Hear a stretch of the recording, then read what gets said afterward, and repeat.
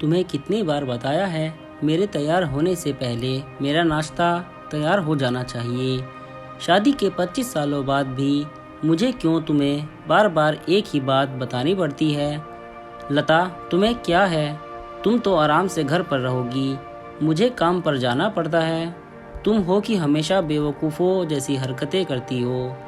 अगर तुम यह जानबूझकर करती हो तो याद रखना, मुझसे बुरा कोई नहीं होगा। आज भी प्रशांत का पारा चढ़ा हुआ था। इन कटु शब्दों में अपना गुस्सा उतारते हुए, गीला तौलिया कुर्सी पर फेंकते हुए प्रशांत गुस्से से लता की तरफ देखने लगा। लता के लिए प्रशांत का यह बेवजह का गुस्सा कोई नई बात नहीं थी। वह महीने में 3-4 बार ऐसे ही लता पर बरस पड़ता था। पहले पहले लता उसका विरोध किया करती थी, लेकिन जब कई सालों तक प्रशांत में कोई बदलाव नहीं दिखा तो लता ने खुद को ही बदल दिया। अब प्रशांत के कुछ भी कहने से लता को कोई फर्क नहीं पड़ता था। प्रशांत की हर बात वो चुपचाप सिर नीचे झुकाए सुन लेती थी।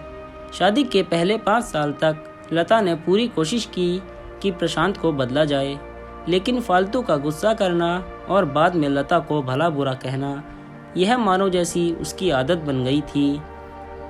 कोई भी वाद विवाद होता तो प्रशांत सीधा लता को बोल देता, अगर मैं तुम्हें अच्छा नहीं लगता तो क्यों नहीं चली जाती अपने मायके, क्यों रहती हो मेरे साथ। इतना सब कुछ होने के बावजूद लता प्रशांत के साथ रहती थी, क्योंकि उसे अपनी बेटी की फिक्र थी। और वह जाती भी तो कहाँ, अपने बूढ़े हो चुके माँ बाप को इस उम्र में परेशान करना वह नहीं चाहती थी। समाज और लोग क्या कहेंगे, यह भी तो उसे देखना था।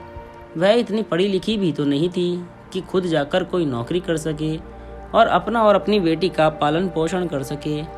लता को अब अपनी फिक्र नहीं थी, उसको फिक्र थी तो बस अपनी शादी लायक हो रही बेटी की। लता नहीं चाहती थी कि पति पत्नी के झगड़े की वजह से काव्या डिस्टर्ब हो। काव्या की पढ़ाई पूरी हो चुकी थी, उसके लिए अब शादी के रिश्ते आने लगे थे। कई रिश्तों को काव्या ठुकरा चुकी थी। 2-3 महीनों बाद एक अच्छा रिश्ता आया। रिश्तेदारों और पहचान के लोगों ने भी लड़के के बहुत गुणगान किए थे। प्रशांत एक शाम अपनी बेटी के पास बैठकर उसे बताने लगा, काव्या, बहुत अच्छा लड़का है, पढ़ा लिखा है, बड़ा घर है, बहुत अच्छी नौकरी भी है। ऐसे रिश्ते बार बार नहीं आते बेटा, इस बार मना मत करना। काव्या अपने पिता से ज़्यादा बात नहीं करती थी, शायद डरती थी या शायद नफरत करती थी, लेकिन आज वो अपनी पूरी हिम्मत इकट्ठा कर कर बोली, मुझे अभी शादी नहीं करनी है पापा, मैं नौकरी करना चाहती हूँ, खुद अपने पैरों पर खड़ी होना चाहती हूँ। हाँ तो उसमें क्या बड़ी बात है, मैंने लड़के से बात की है, वह तुम्हें किसी बात के लिए नहीं रोकेगा। तुम शादी के बाद भी नौकरी कर सकती हो, वह तुम्हें नौकरी के लिए परमिशन दे देगा। प्रशांत बोला, मेरी नौकरी करना या ना करना उसकी परमिशन पर क्यों डिपेंड रहेगा पापा? काव्या ने पूछा। मैं कह रहा हूँ ना, तुम्हें किसी चीज़ की कमी नहीं होगी वहाँ। ऐसे रिश्ते बार बार नहीं आते, इसे ठुकरा मत, बहुत खुश रहेगी तुम वहाँ। प्रशांत बोला, पापा, क्या मैं उतनी ही खुश रहूँगी जितनी मम्मी इस घर में खुश हैं? काव्या ने तंज कसते हुए कहा। आज तुम्हारी ज़बान कुछ ज़्यादा नहीं चल रही, प्रशांत गुस्से से आंखें बड़ी बड़ी करते हुए बोला। पापा, मुझे शादी ही नहीं करनी है, क्योंकि शादी के बाद अगर वह लड़का आपके जैसा निकला तो मैं क्या करूँगी? मुझे आपके जैसा जीवन साथी नहीं चाहिए जो बिना बात के मुझ पर हमेशा चिल्लाए। मुझे कुछ भी अपनी पसंद का लेना हो तो 10 बार सोचना पड़े, कहीं वह नाराज़ ना हो जाए। मेरी तबीयत कैसी भी हो उसे परवाह ना हो, रोटी थोड़ी सी मोटी बन जाए तो घर सर पर उठा ले, उसकी चेक बुक ना मिले तो भी मेरा ही दोष निकाले और हर छोटी मोटी बात पर मुझे मायके जाने के लिए कहे। काव्या ने अपना दिल खाली करते हुए पापा से सब कह दिया। प्रशांत का गुस्सा 7वें आसमान पर था, लेकिन उसके मुंह से एक भी शब्द नहीं फूट रहा था। वो काव्या की बातें सुन रहा था।